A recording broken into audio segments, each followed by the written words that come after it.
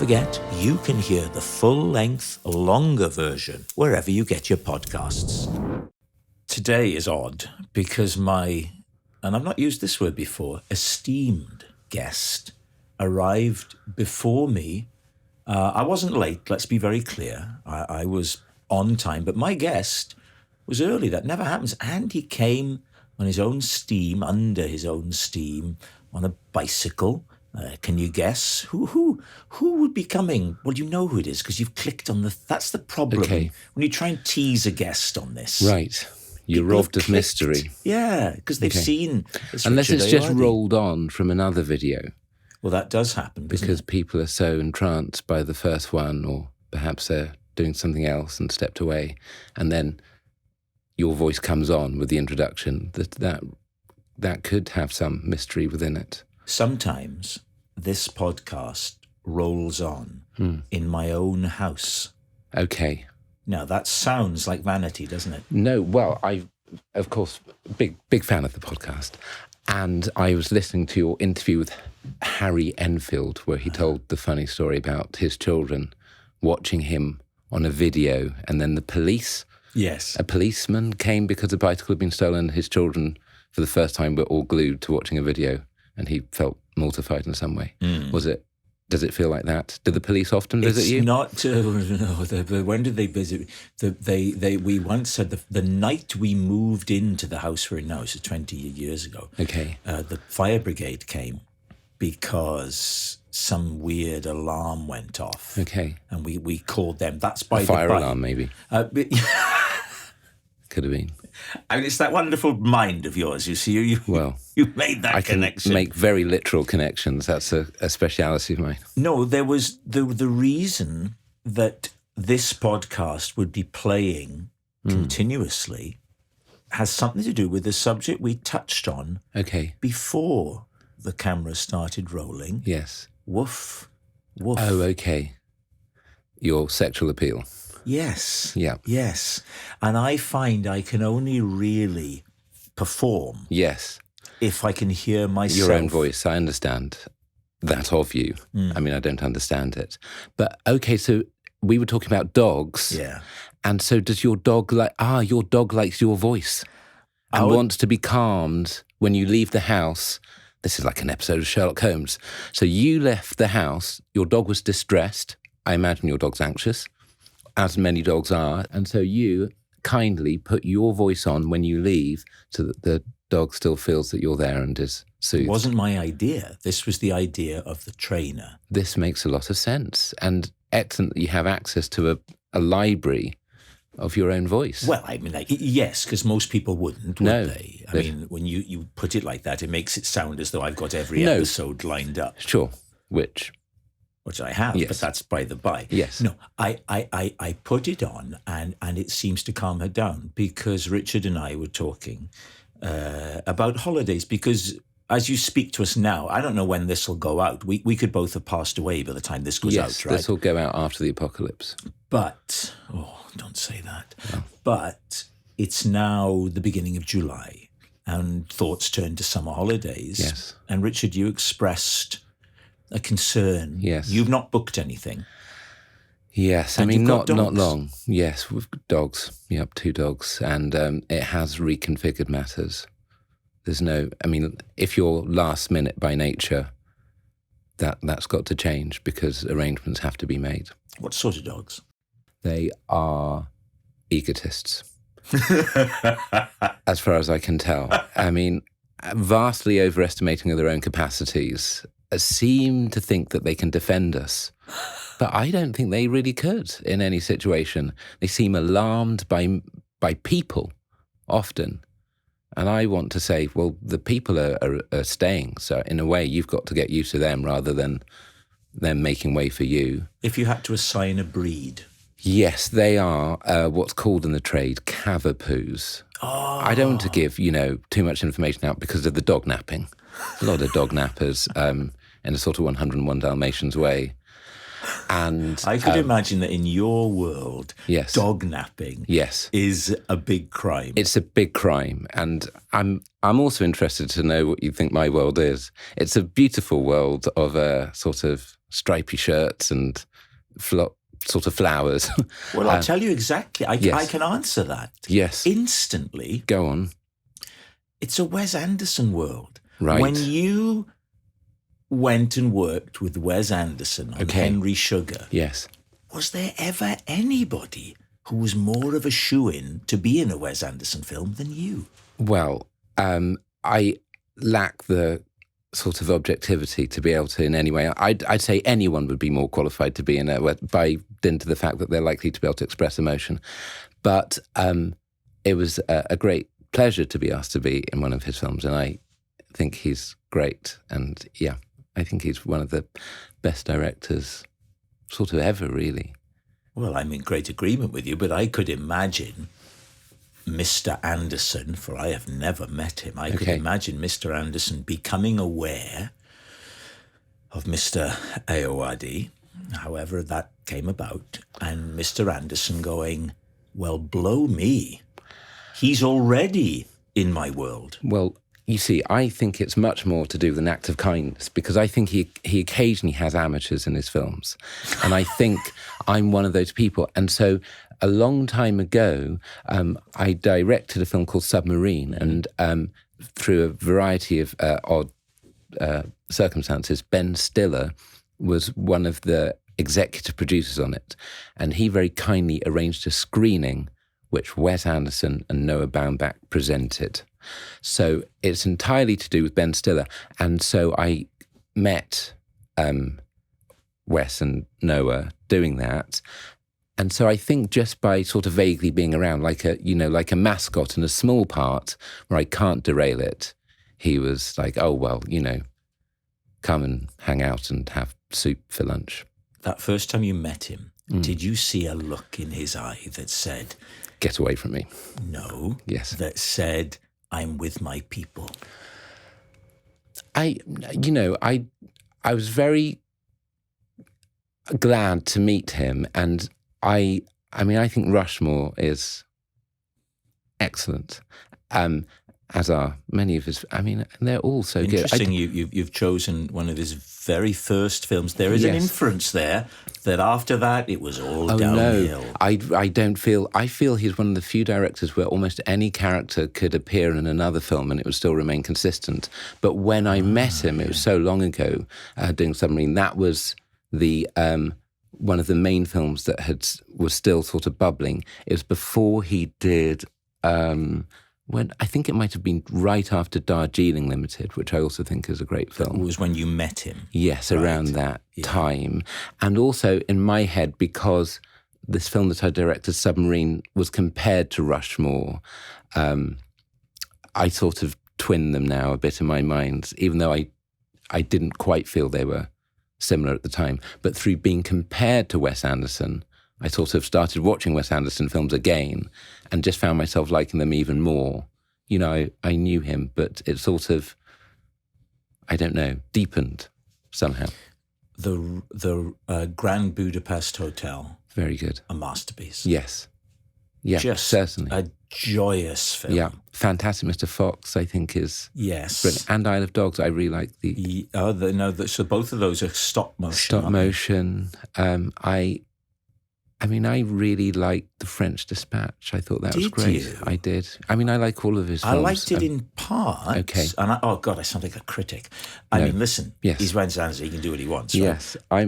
I'm sort of very much an acolyte. So, and once I don't know, do you find this, if you like a director, I'm sort of with them from then on, or if you like a band, I'm not sort of, I like 7 of the album tracks. I'm quite all in. Or I'm totally that person, and yet I stopped a little bit at The French Dispatch. Okay. In my effort to be honest and transparent, because I think what people really want now, is honesty.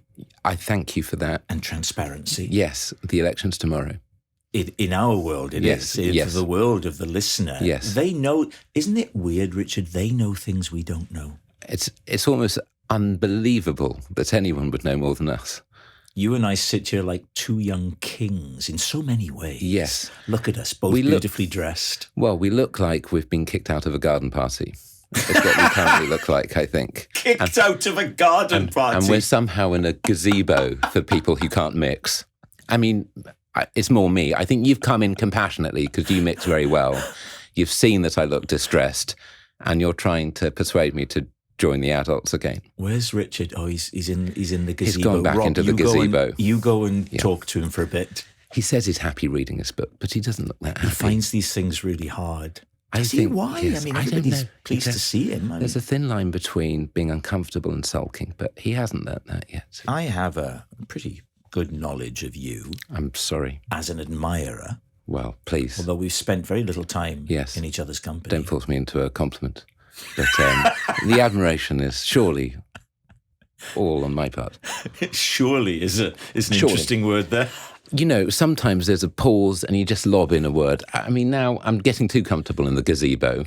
If anything, sort of awfully cocky. Yes. Well, yes, sorry, I interrupted you and I lost focus. You were turned on to film at the age of 15, I have read. Okay. Fellini, Woody Allen, and was it Truffaut? I like Truffaut for sure, yes. The film I obsessively watched when I was younger was a film called Zadig on the Metro, partially because I was doing French and I thought, oh, well, if I just watch French films, it'll just osmotically occur. And the film I gravitated to was Zadig on the Metro, but it's in a total slang, which makes no sense. So it was completely unhelpful. But I became very interested in how it was made. I think partly because it's very open about it being made as a film. It's very fourth wall breaky. Right. That's a phrase, isn't it? Fourth wall breaky? As a father, are you a father? Yes. How many kids? 2. 2 kids. As a father of 5 children. Good gravy. I'm not points. Good gravy. I've never heard that before. I mean, no wonder you were late. I mean, you're lucky to have got out the door. Hang on a minute.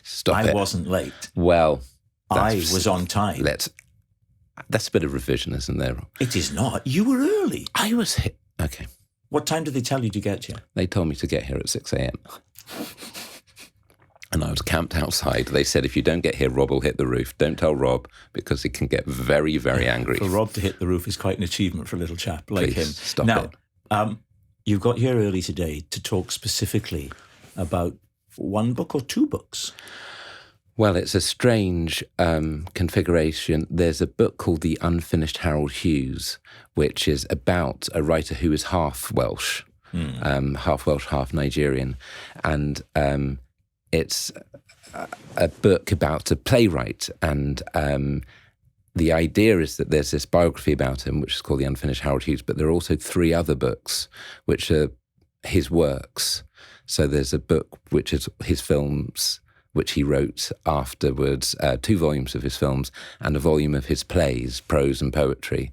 So in a dreadful way, there's 4 books within those things. And there's also a children's book, which I think it's just sort of production delay rather than productivity, called The Fairy Tale Fan Club, which is a children's book about people who write fan letters to their favourite fairy tale characters. But it's the Fairy Tale Fan Club by C.C. Cecily, who's the secretary, the senior secretary to the Fairy Tale Fan Club, and he takes these letters in and then replies and coordinates correspondence between, say, Sleeping Beauty and Sleeping Beauty admirers. Do you remember when that idea came to you?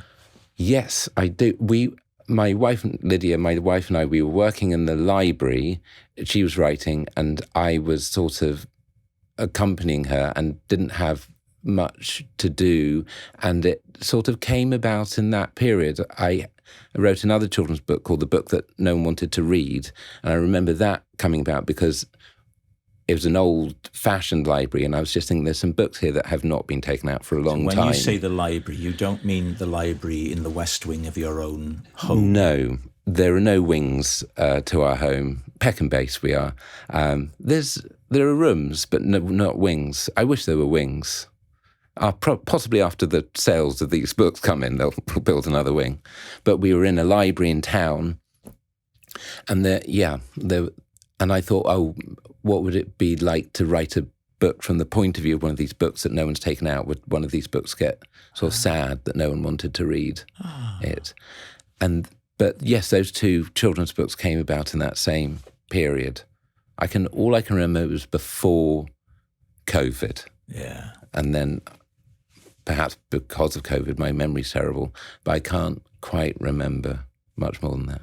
Which one are you more proud of, and which one do you want to talk about more? Which one? Well, the worst of them is, I don't know. And they Surely you want to talk more about the grown-ups book. Well, yes, I'm happy to talk about any. I'm happy to be led. I can just... Are you generally happy to be led? I'm quite happy to be I would led have up thought a until man a who does point. as much of his own stuff as you do is more of an alpha with a small a. Thank you for qualifying that. Obviously, I am quite happy to be led. I'm very happy to be led. But whether I'm sort of capable of playing well with others is another matter. Stop this if this is too show business. Very often... I doubt it will be from you. Okay. Very often on a television show, if you're on, someone will interview you beforehand. Interview sounds grand, actually. They'll just say, here are some of the questions that you might be asked, or here's what we're doing. And they'll say, what kind of thing might you say? Okay. And I always try not to do that, because I will say, to myself, but I can't say this again because I've already told someone. Wow. Not totally, but there'll be a small bit of self-consciousness. And when you're operating at a level of self-consciousness that is already apparent that I'm operating under, anymore is too much. The other side of that is taking a pride in the polishing of stories. Yes. The more Martin Short approach. Isn't he amazing, Martin Short? I adore him. He is just extra.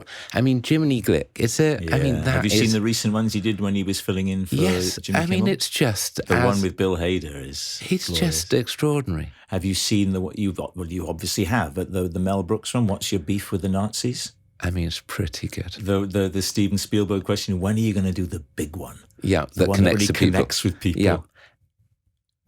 And he's so filled with joy. Yes, he is. But there's also Clive James, who was sometimes reported as not being so joyful in interactions, who I adore. And I love Clive James' writing. Emails from him. Yes, he was a great email writer. Did you get into an email thing with him? I did get, and I got a letter from Clive James. Did it feel like being James. anointed?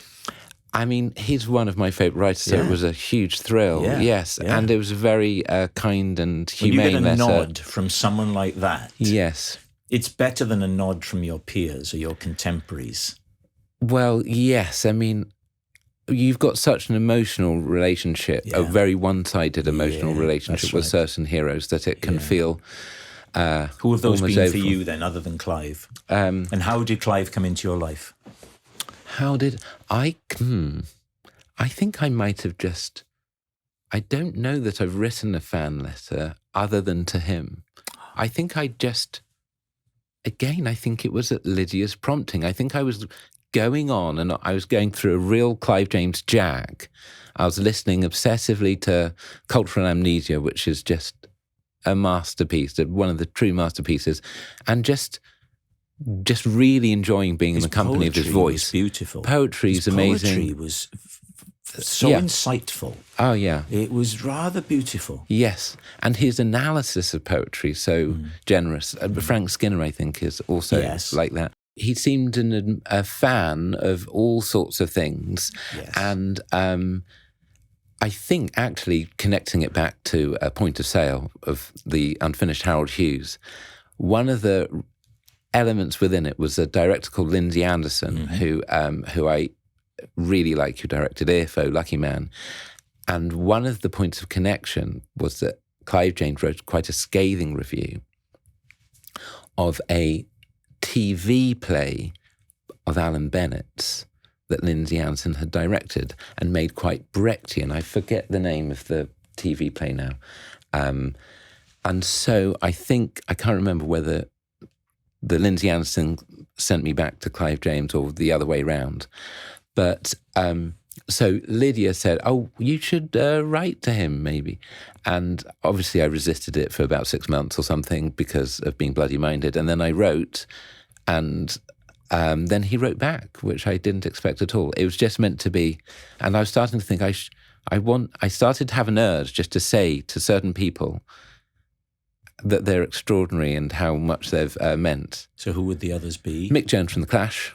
Yes. Definitely that would be one of them. I mean, would have been Mike Nichols. Oh, did you meet Mike Nichols? No, I never met Mike Nichols. I but love there's Mike a huge Nichols. Man, I mean, huge creative force. Yeah, incredible. I mean, if all he'd ever done were those duologues with Elaine May, that would be enough. Yes, in the car the other day, it was a great moment of sort of awful triumph of our daughters enjoying the telephone sketch. Oh, okay, that's great. And just, I mean, Elaine May is just pretty good. She appeared in that later Woody Allen film, Small Time Crooks, yes, didn't and she? she's great in it. And in the TV series with Miley Cyrus that he made. Yeah.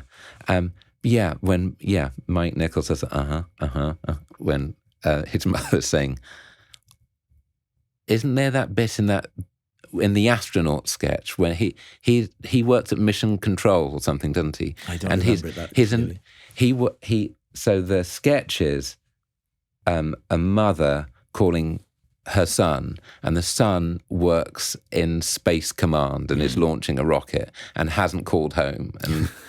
And she said that my husband said, or your father said, you can't wait by the phone all the time and you've got to eat something or you're going to faint. And she said, I don't want to eat because I don't want my mouth to be full when the phone rings.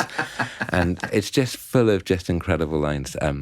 Well, when I messed that one up. You read testimony from people that knew him. He was obviously a larger-than-life figure. Yes. You know, he was a great person, aside from being a great artist. And someone who seemed to have a quite big change in their life from, as he put it, being sort of quite, you know, well, he described himself as that the second half of his life was apologising for being a prick in the first part of his life. And so the stuff he did's great, but obviously he tried to open up some of the relationships that perhaps he had maybe been harsh. He was obviously a boy wonder in a way, which I think is very hard. So, very much so. Yeah, just his voice has been a great companion. Yeah, that's very true. Another lovely voice. Look at this segue. Yes. You can tell I started in radio. Wow. Catherine Parkinson. Yes. What a lovely voice. Yes. Yes, very good voice. The IT crowd. Yes. Yes. The thing that has had the most impact for you with a wide audience, would you say? I think probably if people were to know me as being in something, it would probably be that. Chris O'Dowd, of course, a very good voice. Matt Berry, a bunch of pipes. I'm not saying that a lot of pipes. I'm not saying. No, I'm just saying it's a show of pipes. Don't have. Yes. But I'm saying Catherine, yes, who has sat where you're sitting now. I did not hear a shadow of a slight on the voices that you conspicuously failed to mention.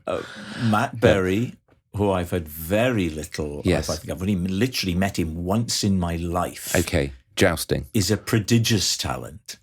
Big voice. Richard Ayoade. Richard Ayoade is the child that we would have. In Bridesmaids, yes, was kind of old school, charming film star performance. Yes, he's a very charming person. Impressed by that. And in Vera Drake, he only has one or two scenes, but he really registers so strongly in the way that great actors do. I've never seen Vera Drake, I'm afraid. It's a very good film, and he's very good in it. Right, yeah. Okay. But you seem not to want to talk about Catherine Parkinson. Oh, yes, absolutely. Catherine, but she's so funny and effortless, like many great people, seems effortless. Yes. But is obviously very serious in her preparation in that same way of I've Ray only from people. appeared on 8 out of 10 Cats Does Countdown once. Yes. and it was alongside her, so that was a delight. Yes. Panel shows. Yes. We're coming to the end of our time. Okay. But panel shows. Yes. Discuss, because this is another thing that's very interesting about you. Panel shows are sometimes looked down upon by some comedians, not myself. But you have appeared on several. Yes.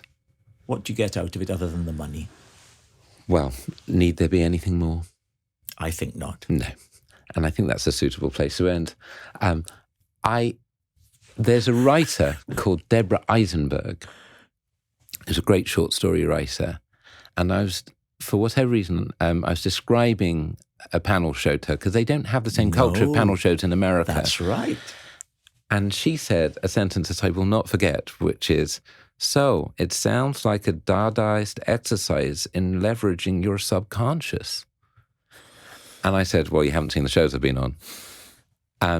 But at its best, I think there's something about the fact that there isn't a script and that it's improvised, and I'd say the Rolls Royce of panel shows, which is your show, with David and Lee and you, creates certain juxtapositions and things that could not have been conceived of in advance, and it's like a joyful game. There's a real playful spirit to it. I look on that in the same spirit, that it's a lovely, uplifting, life-enhancing, inclusive in the loveliest sense experience. Yes, and so I think, like with anything, when they're bad, they can be dispiriting. I was about to say that, when it's done well.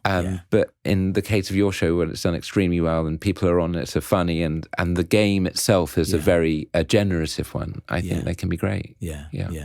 Richard Ayoade speaking earlier today in London. Well, reaction has been swift. Nicholas Witchell is at the Palace. Yes. It's been lovely talking to you. Thank you for talking Slight to me. Slight disappointment that you're not wearing corduroy, but... Yes, well, it's summer, so I thought I'd wear something more breathable.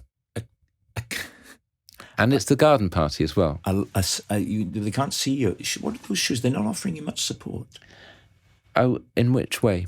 In the arch of your foot. Oh, in the arch. You're saying the sole is perhaps too flat. Yeah, because I ended up with a terrible case of I wore some desert boots for a whole summer. That was a great summer. I remember that summer. You were hanging out with Supergrass. We were young. Yes, you were free. We kept our teeth nice and clean. Yeah. But that was when my plantar fasciitis started. Yes, that can happen. You don't have an insole? I do now, orthotics. That I'm not pleases wearing me them to now hear. because these shoes offer support on their own. Well, because I cycle, I'm not... It's not an issue for you. You've made clear already that you cycle everywhere. Exactly. So I'm not having that the footfall that could cause that as much. But I do suffer from that condition myself. You do? And very often will have an insole to help compensate. Well, I can see where you're going wrong with this phrase very often. It's all or nothing, Richard. You're right. Small faces. But... I get it. Here's the thing. I'm not doing that well in show business, so I've only got 2 insoles. And so I've got to swap them between shoes. And very often, you know what it is. You put your own voice on to calm the dogs, you're rushing out of the house, and you don't have time to put the insole to swap them between the shoes. What about naked foot rubbing on... Gosh, this sounds like my search history. It doesn't. I'm just being irreverent. What about a barefoot rather than naked foot, rubbing it on a bristly doormat? Have you heard about that? No, what's that to do? This is Dr. Chatterjee. My wife started doing it. She says it's fantastic. Okay. You keep a bristly doormat in the house. Okay. And 1 minute for each foot, back and forth, back and forth, back and forth, back and forth, back and forth. Okay. So you make it quite military. I think you have to. Yes. That sounds very interesting. So it's sort of in light blood flow, I imagine. Yes, all stimulation, of those sort of things. nerve endings. Excellent. If we are open to the idea of reflexology, then we have to accept that the base of the foot is part of the body. It's a part of the body. Yes, it is. And some people still don't believe it is. No. They view it something separate to themselves. And that it corresponds to other... Look, this isn't Rob Brydon's Health Hour. Yet. Oh, yeah. Spin-off. I mean, you can just type it underneath. Yeah. It doesn't leave a lot of room for the guest, that logo. That's a great ending. Thank you. Not at all. Thank you.